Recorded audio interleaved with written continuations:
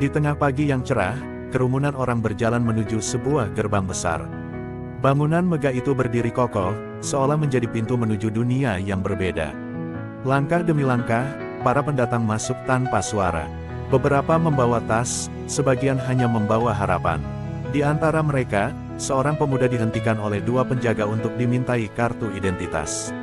Terlihat penjaga tersebut merasa bingung karena dalam kartu identitas tersebut bertuliskan Russell Raymond, Raymond yang artinya adalah seorang bangsawan. Penjaga itu bertanya-tanya, bukankah arti kata Raymond itu adalah nama keluarga pendiri kerajaan? Di sisi lain Russell hanya menatapnya tanpa ekspresi. Penjaga itu terus merasa kebingungan karena melihat penampilan pemuda itu yang tidak seperti seorang bangsawan. Perkataan yang diucapkan oleh penjaga itu membuat dia merasa geram. Setelah itu, kedua penjaga itu memberitahu kalau identitasnya sudah terverifikasi dan memperbolehkan pemuda itu untuk masuk ke dalam. Lalu Russell langsung bergegas masuk ke dalam. Di sisi lain seorang penjaga bertanya pada rekannya, apakah kau mengenalnya?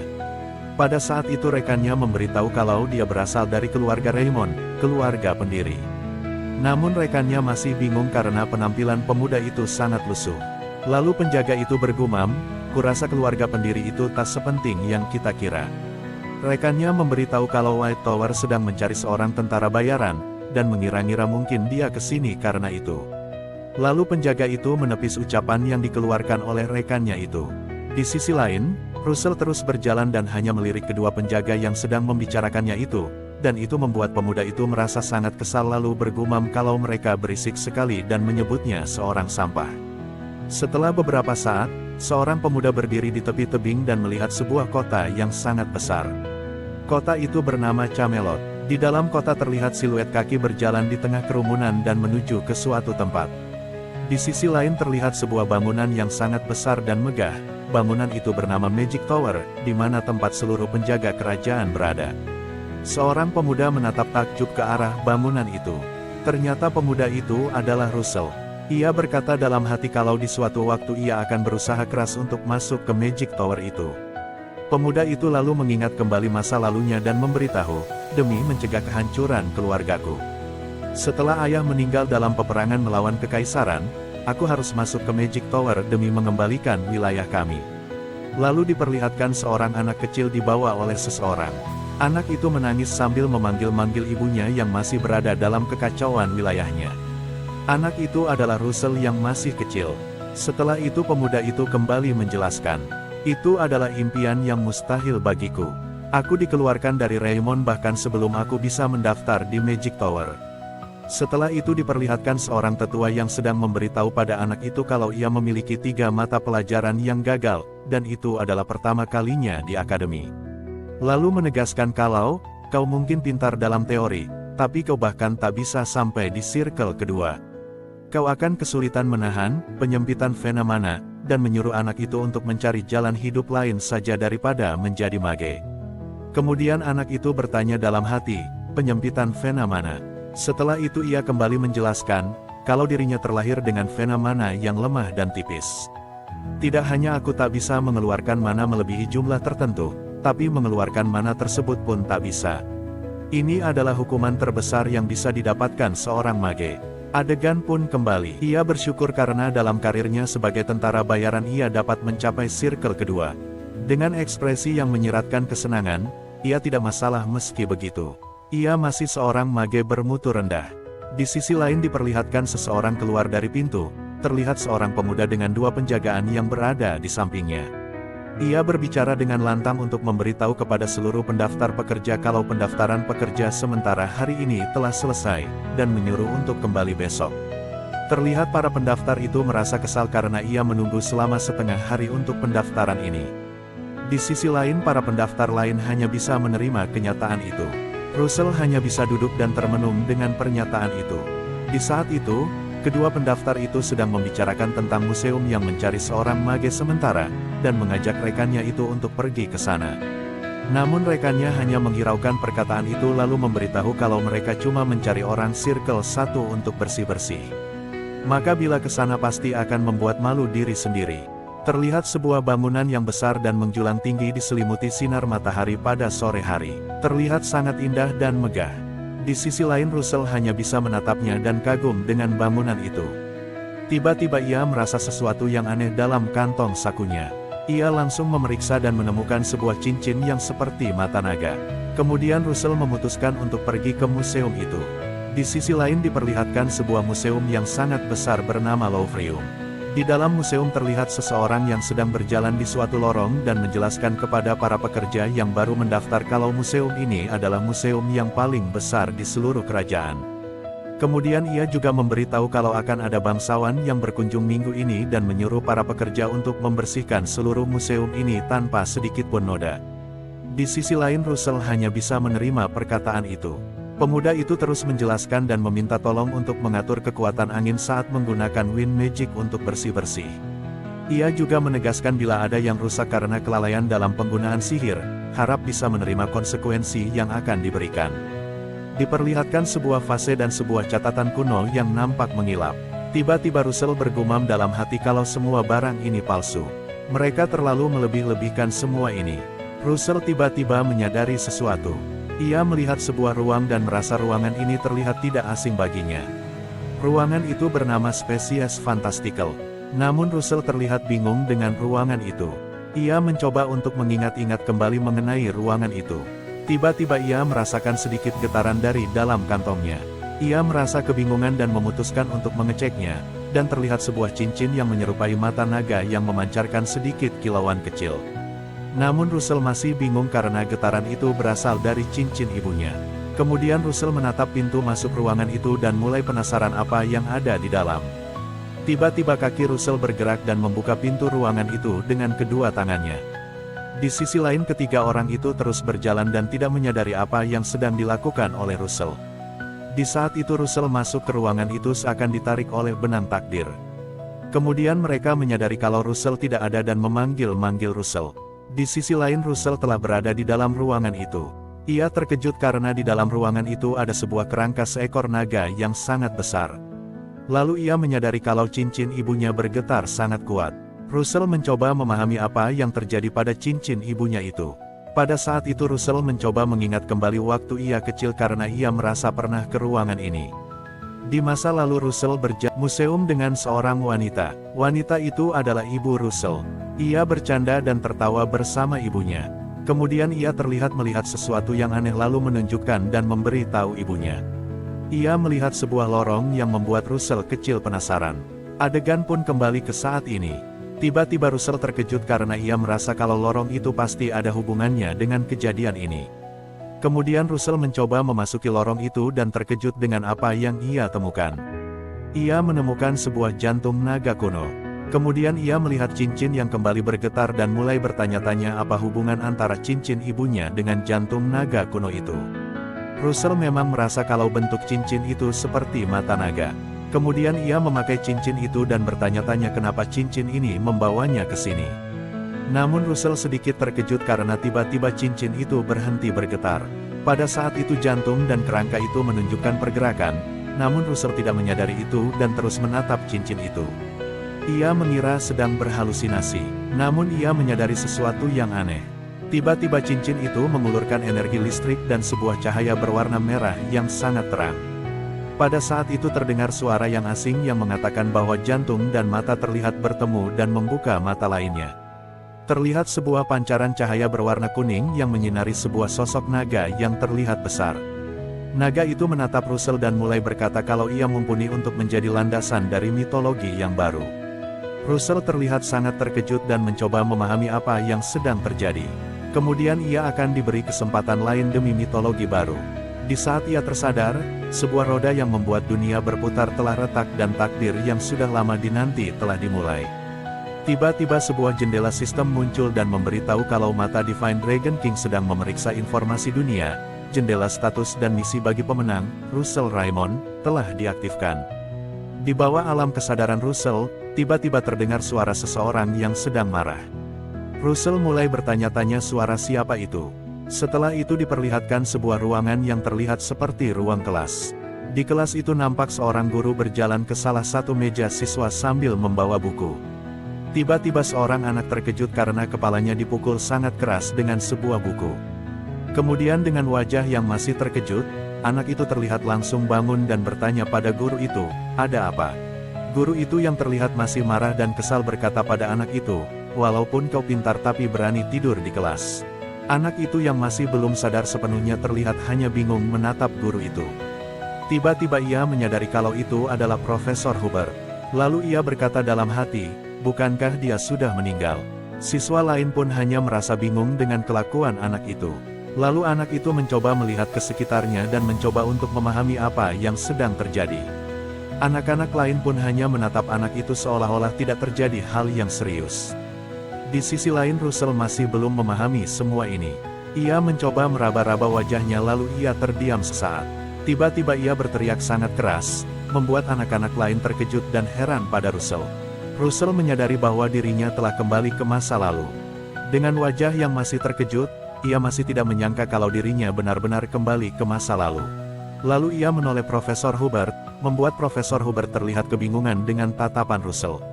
Kemudian Profesor Hubert menghembuskan nafasnya dan mulai berkata, "Kalau kau tidak seperti biasanya, tetapi tetap akan kuhukum," lalu menyuruh Russell untuk keluar. Di saat itu Russell keluar dari pintu kelas dan mulai berjalan melihat situasi di sekitarnya, kemudian ia melihat bayangan dirinya saat berada di kehidupan sebelumnya. Ia masih bingung dengan apa yang telah terjadi padanya, lalu ia mencoba mengingat-ingat kembali ucapan yang dikatakan oleh naga itu, "Sepasang mata yang baru telah terbuka, kau akan menjadi batu kunci sebuah mitologi baru, jadi segera perkuat kemampuanmu.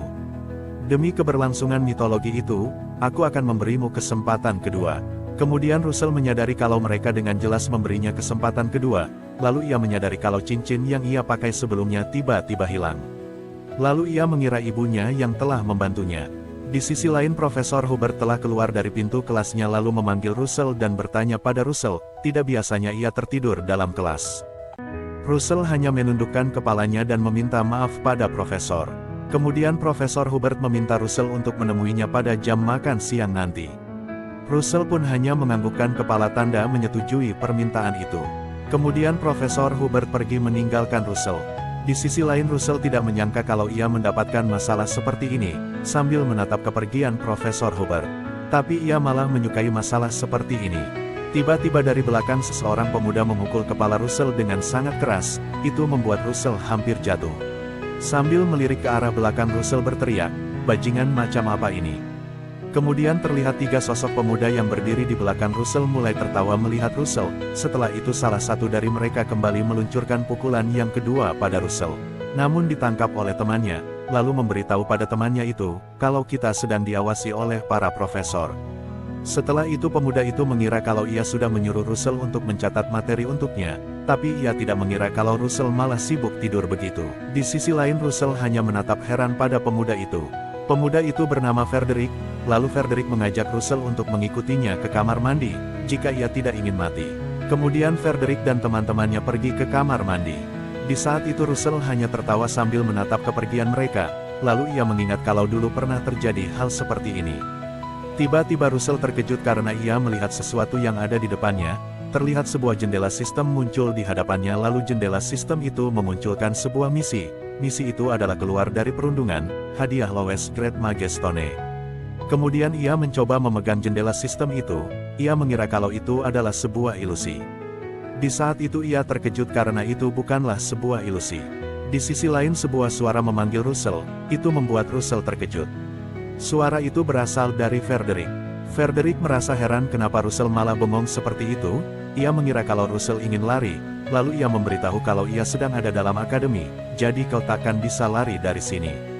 Kemudian Frederick menyeringai lebar lalu menyuruh Russell untuk lari jika ia tidak merasa takut. Di sisi lain Russell merasa geram lalu ia hanya mengiyakan ucapan itu. Kemudian Russell mencoba untuk melupakan misi itu, lalu pertama-tama ia ingin memberi mereka pelajaran terlebih dahulu. Kemudian scene diperlihatkan Russell pada saat menjadi tentara bayaran. Ia setelah bertahun-tahun hidup sebagai tentara bayaran merasa ini tidak ada apa-apanya. Dengan nafsu membunuh yang kurasakan dari para monster waktu itu.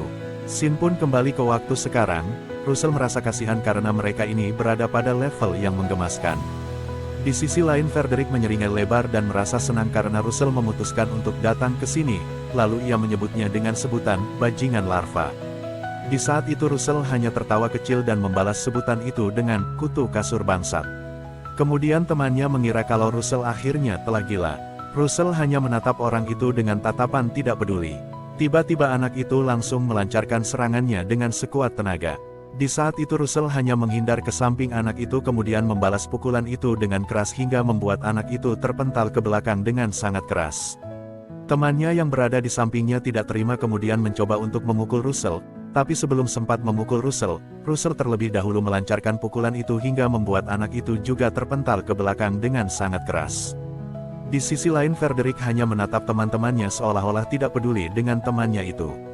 Kemudian Frederick berjalan ke arah Russell sambil meremehkan Russell dan juga berkata, "Karena kau tidak bisa menggunakan mage, kau beralih ke seni bela diri murahan, dasar sampah keluarga runtuh." Lalu ia juga menambahkan kalau di akademi dilarang menggunakan mage, sambil menyeringai lebar. Frederick mulai memakai sebuah artefak kecil untuk bersiap menyerang Russell, kemudian serangan pun diluncurkan oleh Frederick, namun Russell hanya diam menanti serangan itu seolah-olah sudah mempersiapkan sesuatu. Tiba-tiba pukulan itu ditangkap oleh Russell dengan satu tangan dan itu membuat Frederick kaget dan tidak menyangka kalau pukulannya ditangkis dengan satu tangan. Kemudian Russell hanya sedikit menekuk pergelangan tangannya dan itu membuat Frederick merasa sangat kesakitan hingga membuat ia berlutut sambil merasa seakan tangannya akan patah. Kemudian dengan raut wajah yang mengisyaratkan kemarahan, Russell berkata pada Frederick, "Kalau masyarakat sepertimu berani menyebut keluargaku." Di sisi lain ia merasa ketakutan hingga berkeringat dingin sekujur wajahnya, kemudian Russell mempersiapkan pukulannya untuk menghajar Frederick. Di saat melihat pukulan itu Frederick mencoba memohon untuk menghentikan pukulan itu dan menyuruh untuk mendengarkannya, namun Russell tidak peduli dengan itu dan langsung melancarkan serangannya. Kemudian dengan memancarkan sorot mata yang tajam Russell memperingati Frederick untuk menjaga sikapnya mulai sekarang jika tidak ingin nyawanya melayang, kemudian Russell pergi meninggalkan mereka yang jatuh tak sadarkan diri. Setelah itu Russell berjalan di lorong akademi lalu sambil menghembuskan nafas karena merasa lelah ia duduk bersandar di tembok lorong akademi. Di saat itu ia mulai bertanya-tanya pada dirinya apakah perbuatan tadi terlalu keterlaluan. Di saat itu Russell terkejut karena jendela sistem kembali muncul di hadapannya. Di jendela sistem itu memberitahu, makanan berupa Lowest Grade Magic Stone. Setelah itu sebuah kristal berwarna merah jatuh dari jendela sistem itu. Di tangan Russell sebuah kristal merah memancarkan sebuah kilauan kecil. Di saat yang bersamaan jendela sistem itu menyuruh Russell untuk memakan kristal itu. Russell pun seketika terkejut tidak mengira kalau kristal ini dapat dimakan. Sambil menatap kristal itu, Russell masih belum bisa percaya bahwa benda tersebut benar-benar bisa dikonsumsi. Dalam pikirannya, bahkan Barbaria pun tidak makan batu. Tatapannya kemudian beralih pada jendela sistem yang mendesaknya untuk menggunakan kristal itu. Keraguan masih menggelayut di hati Russell. Namun pada akhirnya, ia membulatkan tekad dan menelan kristal tersebut. Seketika, jendela sistem menampilkan pemberitahuan. Anda telah mengonsumsi Lowest Grade Mana Stone. Sambil mengunyah kristal yang keras itu, Russell menduga bahwa ini mungkin adalah sebuah kesempatan kedua yang diberikan padanya. Tubuhnya tiba-tiba memancarkan cahaya merah terang. Ia terkejut oleh lonjakan mana yang mengalir liar di dalam dirinya.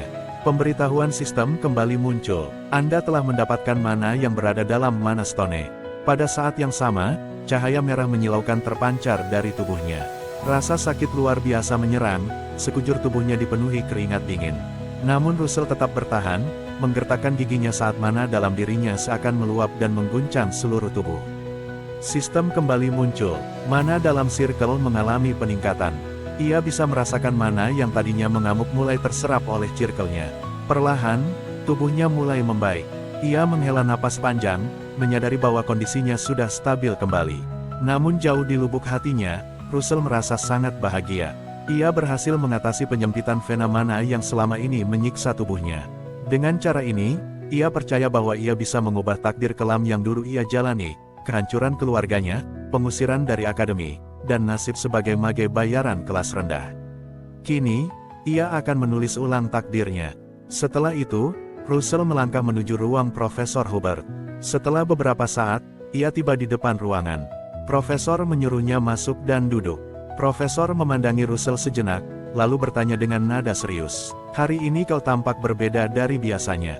Ada apa denganmu?" Profesor mengira, tiba-tiba Russell tersentak dengan perkiraan itu. Sementara itu, sang profesor melanjutkan, "Aku mendengar rumor bahwa kau ditindas oleh teman-teman sekelasmu." Dalam hatinya, Russell ingin mengatakan bahwa Profesor Hubert adalah satu-satunya orang yang tidak pernah menyerah padanya hingga akhir hayatnya. Namun ia hanya menjawab, "Tidak usah khawatir, Profesor." Ia menunduk sedikit dan mengucapkan, "Terima kasih." Profesor pun terkejut mendengar ucapan tulus itu. Sebagai balasan, Profesor berkata, "Sebagai seorang pendidik, tentu sudah menjadi tugasku untuk menjaga dan mendidik muridku." Russell hanya menyeringai lebar, senyuman yang mengisyaratkan rasa hormat dan terima kasih yang dalam. Namun setelah momen hangat itu, Profesor Hubert tetap tegas. "Meski begitu, kau tetap harus dihukum karena tertidur di kelas." Ia lalu menyodorkan sebuah buku dan menyuruh Russell untuk menulis laporan analitik dari halaman 62 hingga 74 bagian studi elemental intensif. Bagian ini bahkan sulit dipahami oleh para senior di atasmu. Tiba-tiba, jendela sistem muncul. Misi baru, selesaikan tugas dari Profesor Hubert. Hadiah, lowest grade mana stone plus hadiah tambahan tidak diketahui. Catatan, hadiah tambahan tergantung tingkat penyelesaian dan kepuasan Profesor Hubert. Russell terkejut. Ia tidak menyangka bahwa tugas pun bisa menjadi bagian dari misi sistem. Profesor bertanya, "Apa tugas ini terlalu sulit?"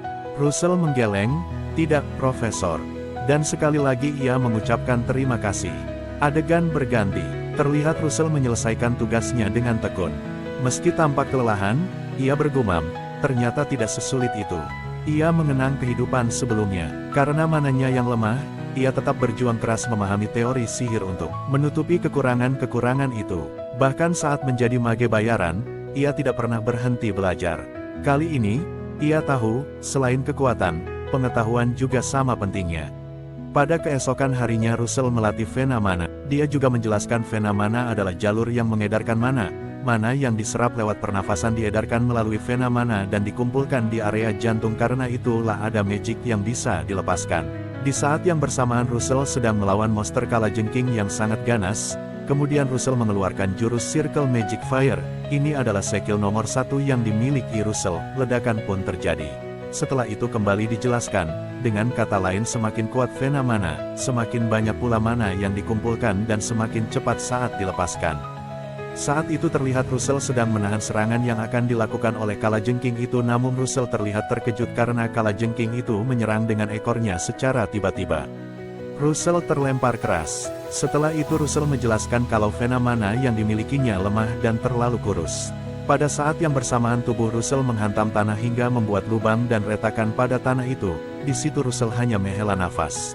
Tiba-tiba tanah di bawahnya mulai runtuh sehingga ia juga ikut jatuh ke dalam, lalu ia berteriak dan berkata, "Apa langit bersimpati dengan takdir malangku ini, ataukah ini hanya kebetulan semata?"